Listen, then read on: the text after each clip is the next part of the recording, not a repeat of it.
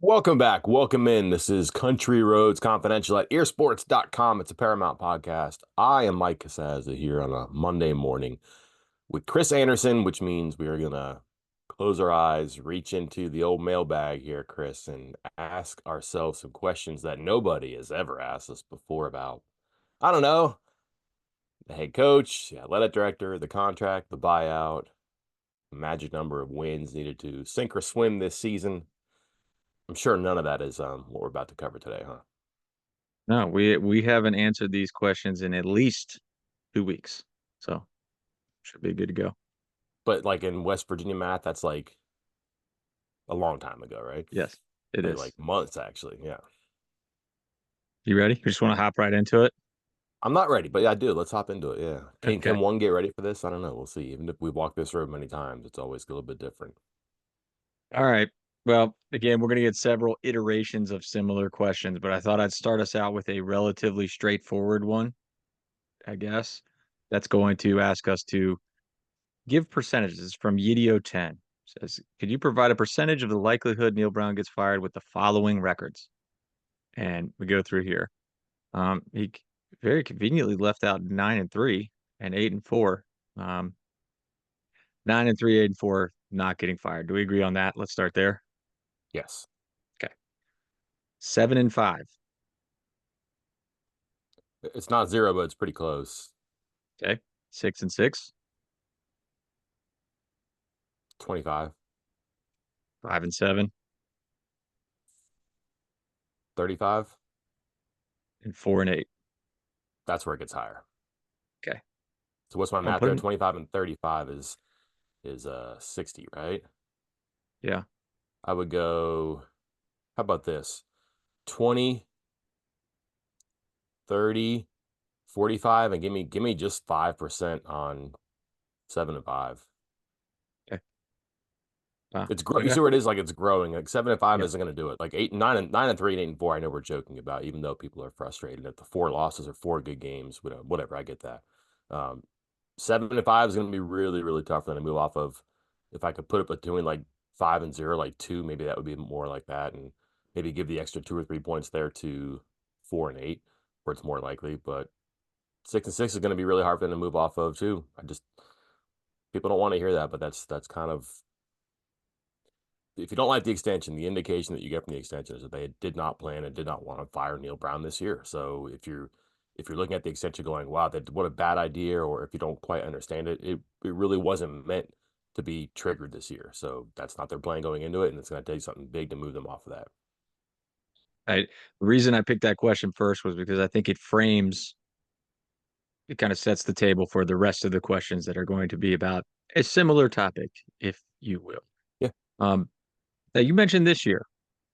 This next question, it was the first question in the mailbag. And hey, note to all our subscribers out there, first question in the mailbag tends to get more upvotes than all the others, no matter what it is. Although I'm not saying this one's bad, but this one's from Ed Chambiers.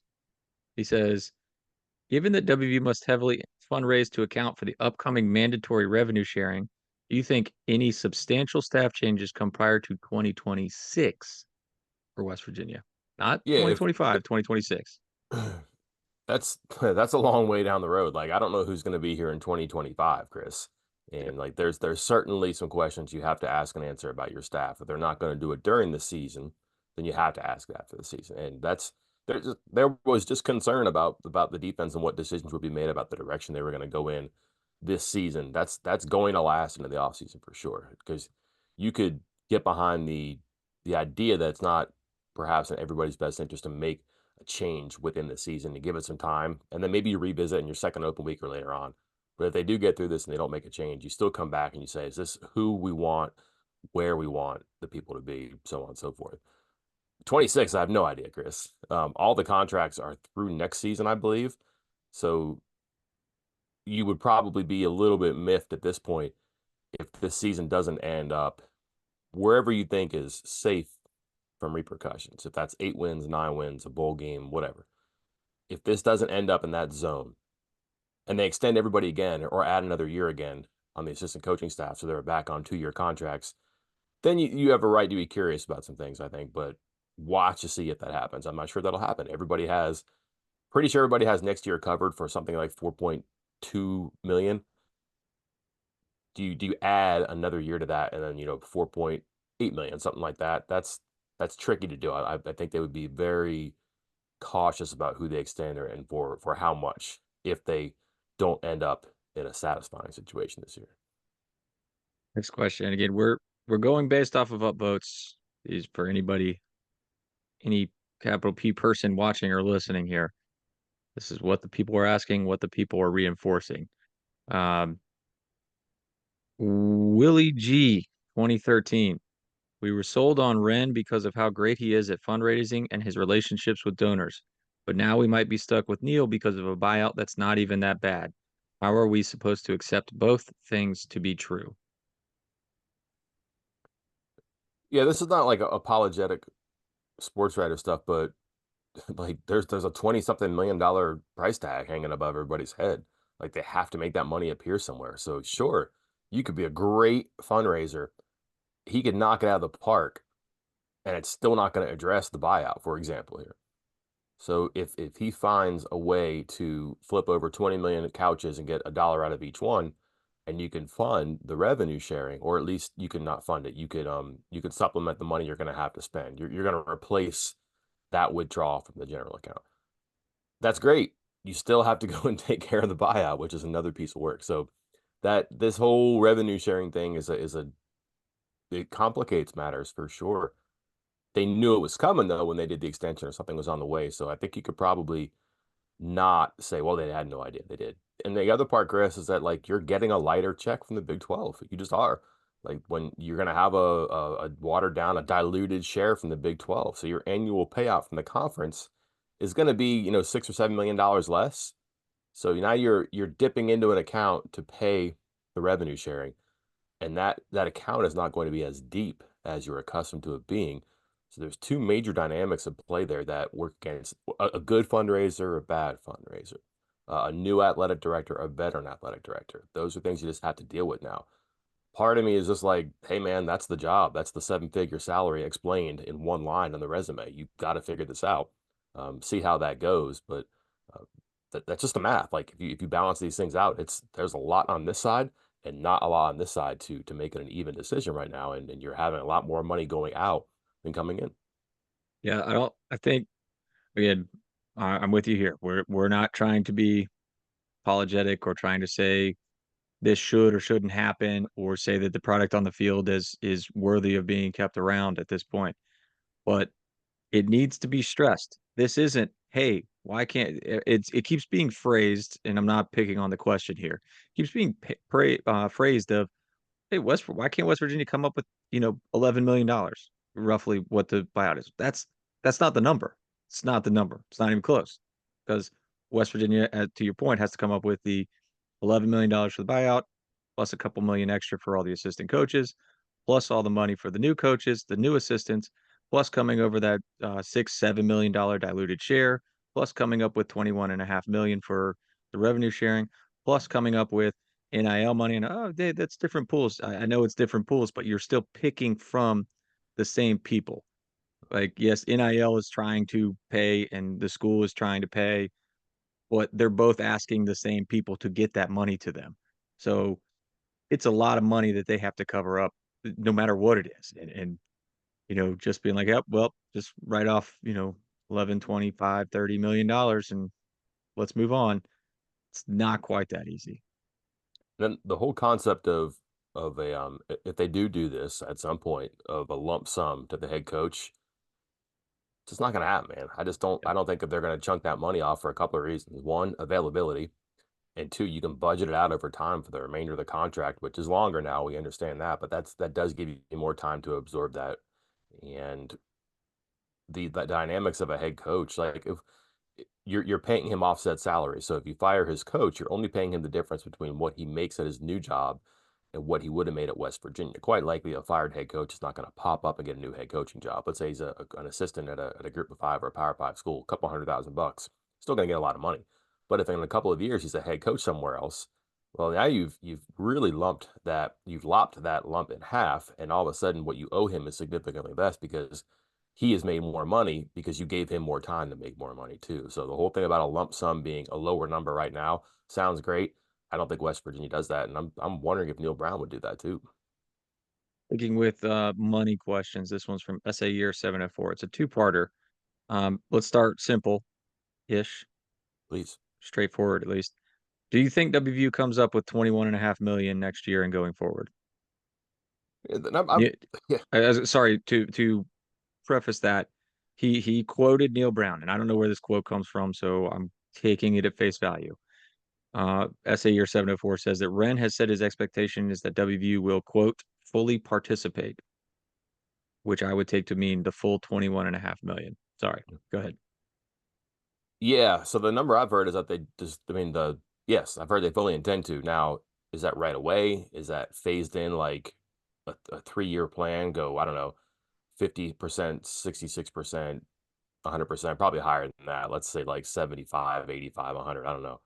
I wonder if they have to do that just so they can get there. It's a huge change, Chris. It's huge. But then again, even like a higher number in your first year of a fractional transition, like 75, that's still a big number. So why not just go all the way? I do not have a great answer to that. I know they fully intend to do it. I would expect, just because, and I've heard that answer, or I've asked that question, I had that conversation. Yeah, yeah, gonna do it. I just assumed that meant right away. I wonder if they do ease in over time. Perhaps perhaps there's money that's available within a year or something like that that isn't now, that helps out. I don't know how that goes, but they do intend to. That's just how tricky this is. Like, you've got to find it and make it work. We don't know when. Like, it sounds like it's going to be in the 25 year, which is coming up pretty quickly. So sooner the better on an answer on this. But that might be something that they want to, get on the rooftop and shout to people like, "Hey, we are going to play with you know every intention to be competitive right away." And maybe that question hasn't been asked, but hasn't been answered either. Well, the second part of this question is the more depressing angle of this, because Yeah. instead of the money just extra money just appearing, the other option is SA Year 704 says there's to pay the players is effectively the wages of probably 200 plus staff members, presumably at the university. Can they quote unquote cut their way to make the payments alone, or are we relying on additional inflows? It's the way of the world. Sometimes when you have to find money, you don't spend money. And that's in transitions from businesses, sports sometimes too. If you're trying to make, red and black numbers more to your liking, you're gonna have to make some expenses go away. And for whatever reason, human resources are the expenses that oftentimes go away. That's a big, big number there. Could you do it in the athletic department and the university as a whole? I suppose so. I don't propose that. I've never been a fan of that. Like, I've seen that happen to people in my jobs and mergers and acquisitions before for newspapers, and other people I know don't like that. I think there's always better solutions, and that certainly is an option, but not one I would really want to press. Next question. This one's a little further down, but it had several upvotes from WVU football. Is the Wren Baker honeymoon phase over? I don't think so. Like, I don't know. I get it. I don't necessarily think that the buyout was bad business like a lot of people do. I don't think that that's what's keeping them from making a change right now. Sorry, the extension. I don't think the extension was bad business. I don't think the extension is what's keeping them from making a change right now. I think there's some benefits on it that work out for West Virginia that are going to take some time to realize, but I just don't think that they intended on making a change this year. I'm still not sure they intend on making a change this year. If you have a do-over, I'm not sure that they change us any much. Like, it's not a major commitment. We've been over the buyout map before, but they're not supposed to fire him this year when they do that contract. I have a hard time laying that one at his feet. Certainly understand the criticism. I just happen to think that the extension was nominal, mostly harmless, and that in the long term, the benefits do make sense for both sides. Like, that's the one thing too. Why does one side have to win every time? Maybe there's one side that does better than the other. It's not a blowout either way. That's good. I think it's good sometimes. It's healthy for a school and for just even an administrator to do something like that. So I can't put it on him right now. If this blows up and goes spectacularly, and the head is in the sand, and there's just no acknowledgement, no fixing, whatever you want to call it, you could be critical then, I think. But right now, I get it. It's just not my point of view. I know it. To your point, it was a gamble. it was a small gamble. It wasn't like they were gambling a ton. I know people, I know it feels like it right now because we're sitting here talking about the money that we're talking about, but the extension only added on the 1 year, and it's it was a small gamble that you took at the time. And if it hits, if Neal Brown is having a big year right now, everybody's like, man, what a genius. What a genius Wren Baker is getting Neal Brown locked up for another year. It went the other way. It's gonna happen. And now it doesn't feel quite as great. So I don't fault them for doing that extension. And I don't want to say the honeymoon's over. I mean, we're not the one that decides the honeymoon's over. The fans, the people, the donors, those are the ones that decide when the honeymoon is over on that front. But I feel like whatever happens next, whatever that may be, is going to decide what if the honeymoon is over. Because it's not going to be based off of that extension, I don't think. The other thing that it's a small thing, but it does matter, is that remember he had in his contract the date of the decrease in the buyout was January 1, I believe, right? That's Yeah. gone. That's gone. Like you don't have to wait around to save money. And like if you're sitting here right now and you're saying West Virginia's cheap or West Virginia is financially handcuffed, okay. But you can't say that and then think that West Virginia wouldn't make a move or would make a move before January 1st. You think they would wait to have that buyout drop? Well, if you wait until January 1st to ask your coach and make a change, you end up with Neal Brown. Sorry. Like he got hired in January, right? But like you end up with a much smaller pool of candidates. So that whole December 31 January thing is gone. January 1 thing is gone right now. That doesn't exist in the new contract. So if in the future, if in the present West Virginia wants to act, it's not waiting for a countdown clock to expire, where on the other side of the time limit is a lower buyout. You have a number right now that just is what it is. It's a percentage of the remaining contract, but you're not waiting while everybody else is playing the game just to get in and scoop up the leftovers. So I think that's something that people don't either want to acknowledge or accept, but I think that's part of it too. And that was a win for West Virginia. Small one, but still a win. Next question from WVU Mountie 2001. Does the talent on the roster exceed the performance on the field? In effect, if you have to pick one, has the lack of success in the Brown era been about the lack of talent or coaching development? And in the new Big 12, where does WVU's talent rank? Okay. First part, yeah, I think that if you look at this season, there is more talent than the prior, what, 5 seasons. That's fair, right? Okay. I think a lot of people would say this is his best roster, his best team. Well, why is it where it is right now? Well, if it's not the talent, it has to be the coaching. Have they developed the talent? I mean, yeah, there's probably more stories that leave you wondering what happened than there are stories saying, "Wow, what a great rise, what a great project this turned out to be." But there are some. Are there more of one than the other?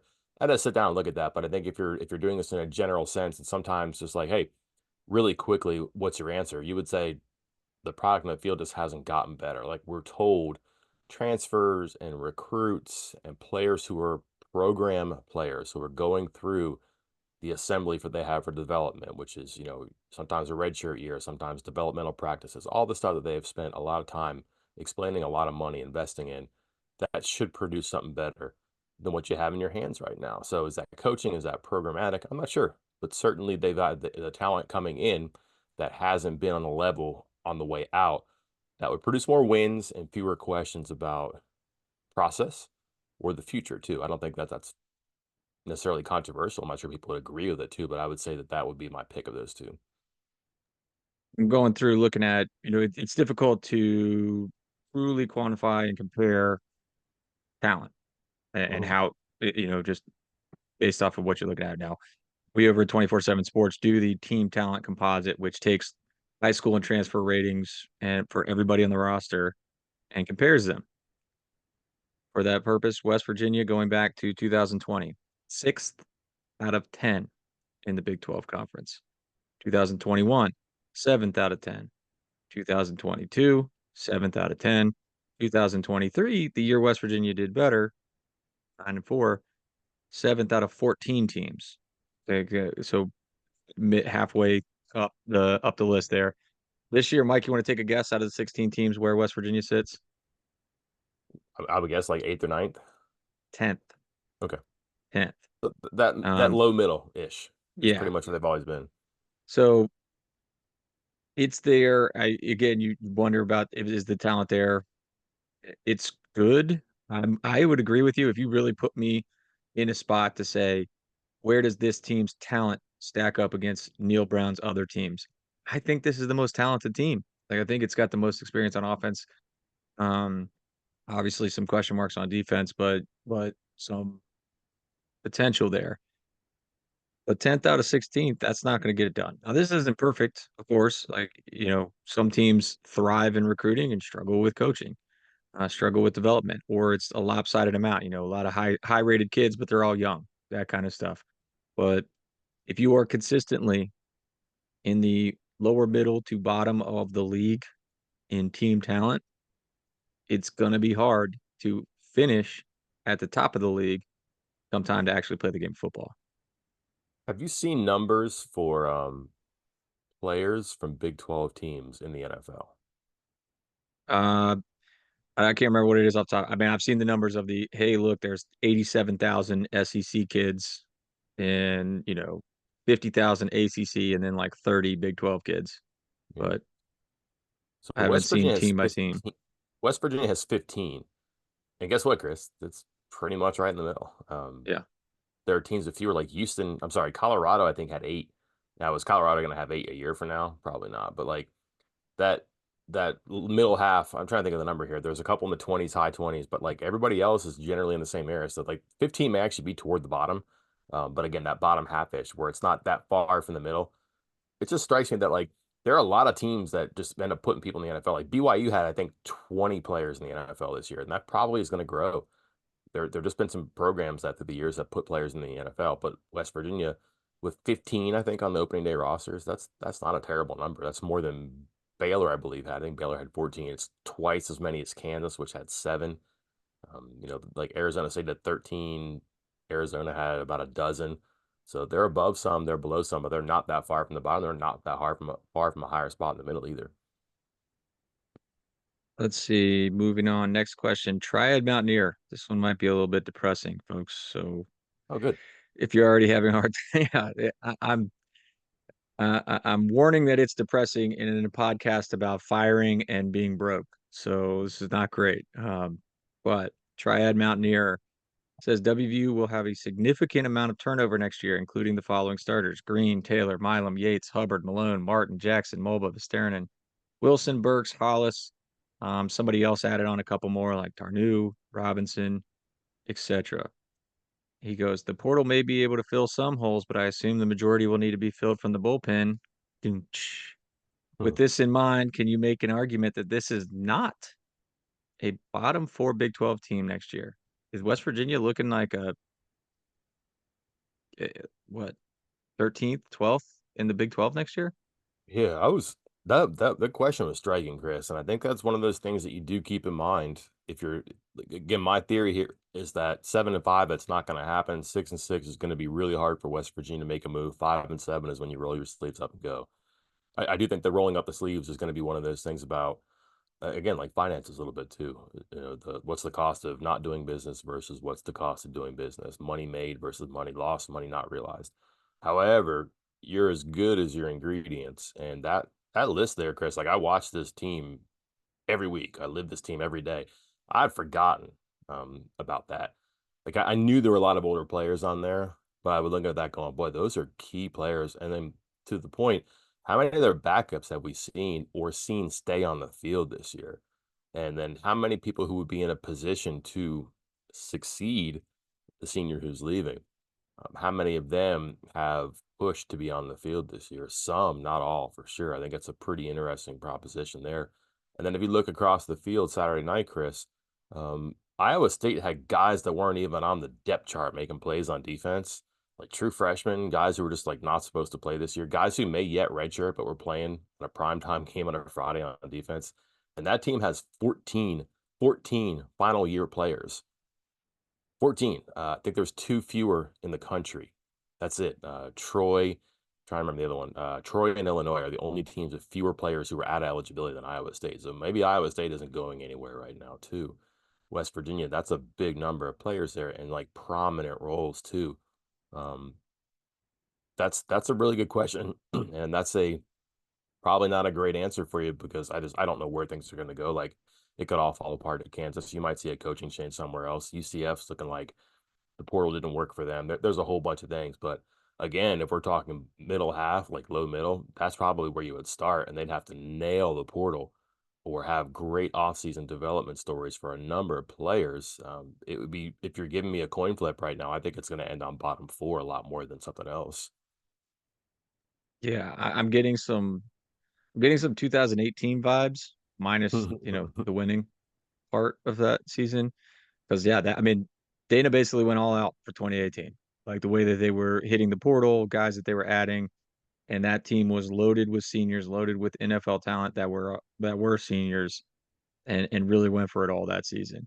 Um, I mean, honestly, I think in the preseason they probably were approaching it the same way that they were going all out. This coaching staff was going all out to win this year, and now are going to be missing quite a number of players. And that's an interesting point about whether or not that plays a factor into a decision by Wren Baker. Like, does that come up of, hey, things like because here's why. Like, if they're down all these people and they're basically set for a bottom four of the league next year anyway,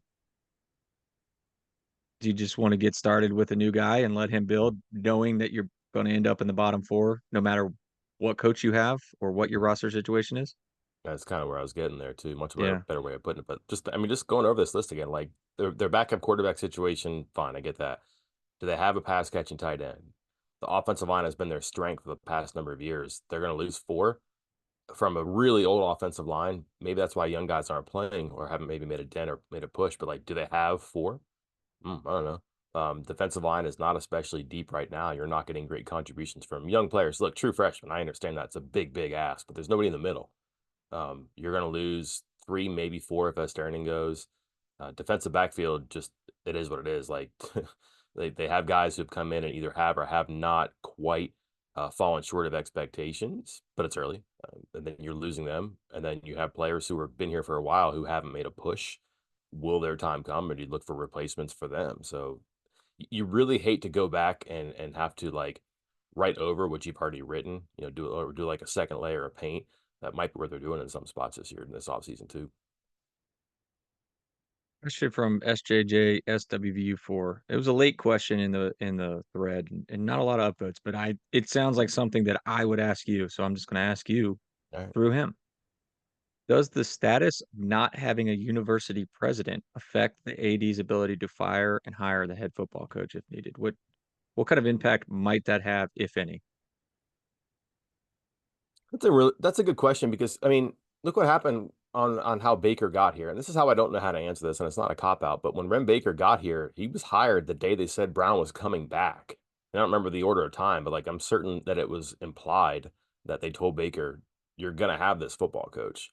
So would they hire a president saying, hey man, we got an athletic director, we're paying $1 million a year. We're gonna let him do his thing. And are you cool with that? I think that you could probably condone that a lot more than having a president come in with all the other stuff going on at the university, finances, academics, enrollment, everything. That's been a problem for years. But a new president comes in, it's going to be hard to land that plane. Not hard, but like it's going to be a process for one. And are you getting the best, most suitable candidate? Ideally. But that person is going to be extremely preoccupied. Does he or she want to also have to learn everything that's going on with football right now, or you just say, "Hey, man, you're succeeding this guy who wears the bow ties, and he put this athletic director in place, and let him do his thing, and then just come back and do that. Get acclimated when you put all the other fires out, when you allocate the resources for all the other problems in the academic side." My hunch is that it would be much more like that. I've had conversation with people who are pretty adamant about both sides. This can't do anything until there's a new president, or you can't let Baker spin and wait for his new boss to come in. I don't know which it'll be. If you're asking me, you've invested a lot of trust in Baker. You let him go and do what he has to do. You have a board of governors, you have donors, you let those people try to get together to act as one. Collectively, it's more important. That's a bigger entity than a single president. But that president is also in charge too. That might be a more appealing situation if the president gets to come in and be able to sanction some sort of action in the athletic department. It might be less inviting if you come in and realize that this other part of the university is autonomous and not really waiting on you to act, that might be tricky too. I don't know how they do that. I think it's a really good question that's hard to answer, and really why you watch and try to pay attention to what they're going to do and how they're lining up to make a move, or to be prepared to make a move, or just to be ready and hurry up and wait. Um, Several questions in here about the center situation with Yates' hand being hurt and not swapping him out. You and I discussed this on the post game pod. People who were around the board that evening as the pod went up said, "Wait, what? They knew his hand was hurt?" And then we pointed to the Neal Brown post game press conference, and that has started a whole new discussion. A lot of questions in here in relation to that. Do you have anything more you'd like to add from what we've already said? No, it's bad. It looks bad. It sounded bad. It's if you know going in your center is hurt and you want to let him play, you owe it to him. Get it. 100%. I understand that, right? I think Brandon Yates has earned that as well. Can't get the job done, you can't do that to your team. If you can't get if your player can't get the job done, you can't let him make the decision. You can't let him work that out. And that cost them drives, Chris. It Yeah. cost them drives. And again, they didn't have many. And again, they needed to like extend a couple more series, maybe just to get in the going back and watching it, Chris, those weren't just drive killers, like drive enders. They were up to something. They were happening like at midfield or across midfield. It was in like a second down, not a first down. And those are important spots, and it kept popping up. I want to say in at least three of the quarters. I'm not sure how much in the fourth.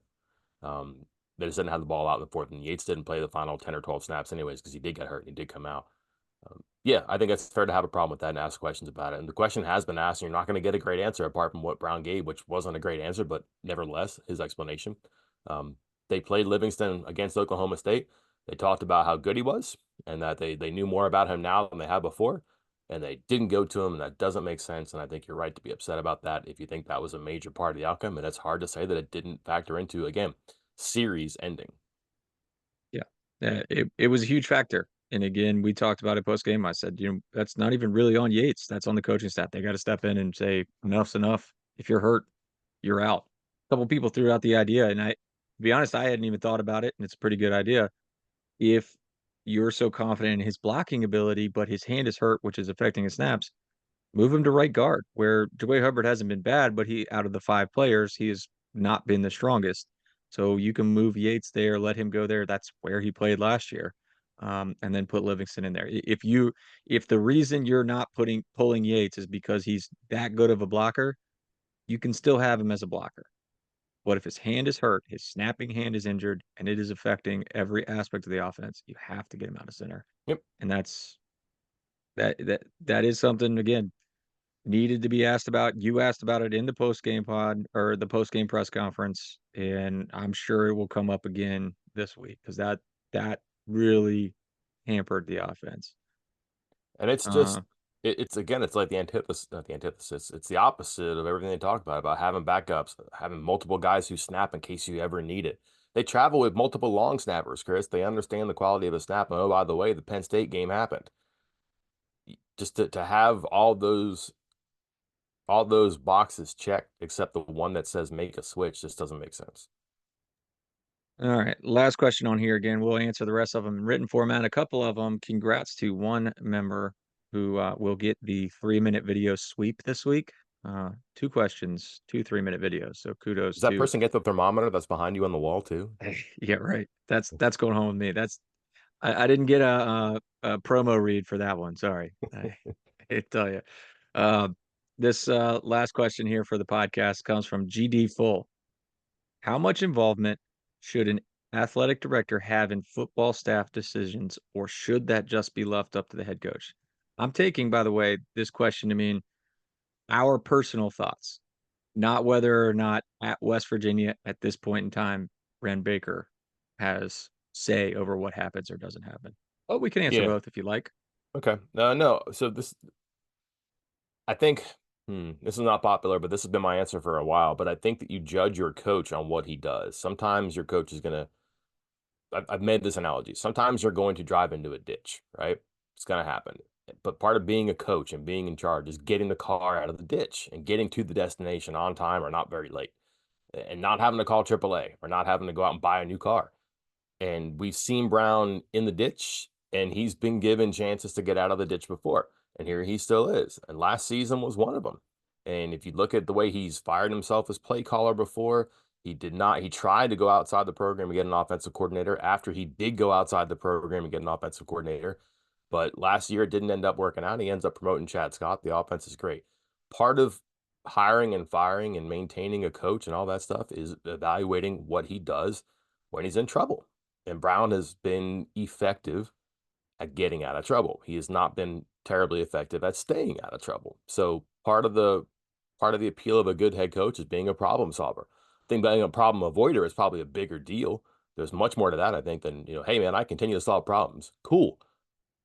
Why do we always have problems, right? That's bad. But I think part of that rationale right now is saying, okay, I'd like to make some changes in the defensive staff, Neal. Let me see what you think. Well, I think I can move this guy to the box, and I think I could put this guy more in charge here, and I think we could play a little bit different defensively. Okay, fine. They got an open week in 2 weeks, Chris. Like that's certainly something you can revisit. I do think that part of being the ED is letting your coaches work. I think there comes a time though where you say enough's enough.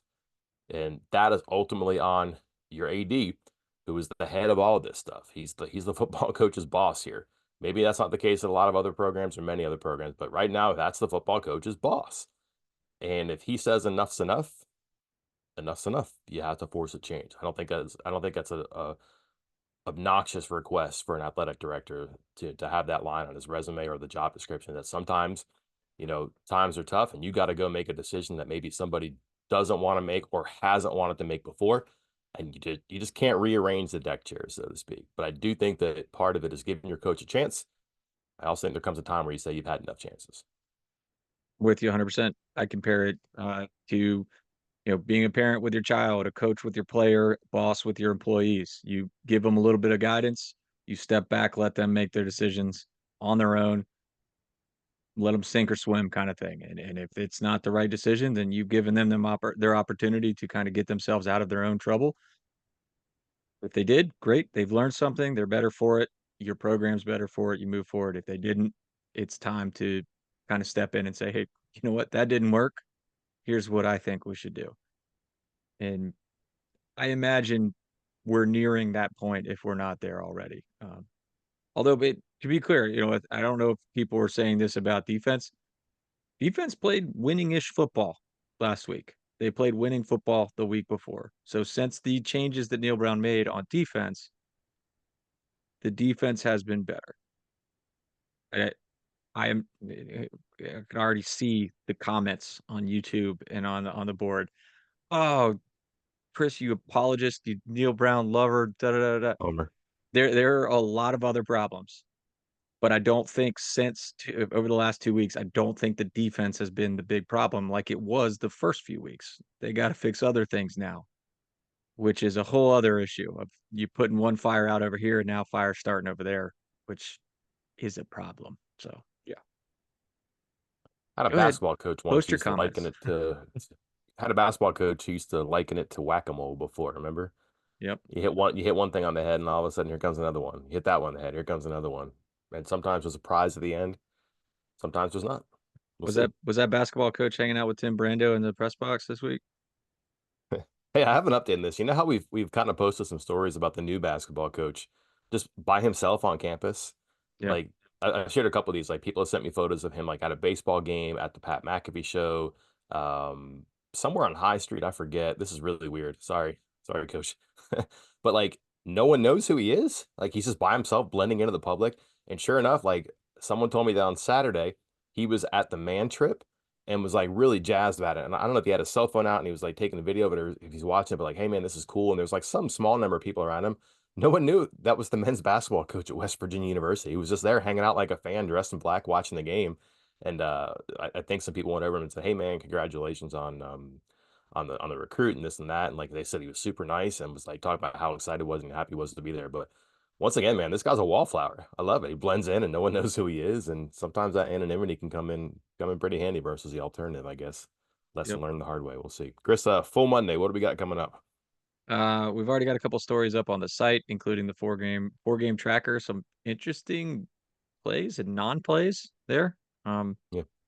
don't want to put up a big red flag, but Jacoby Spell's not playing again.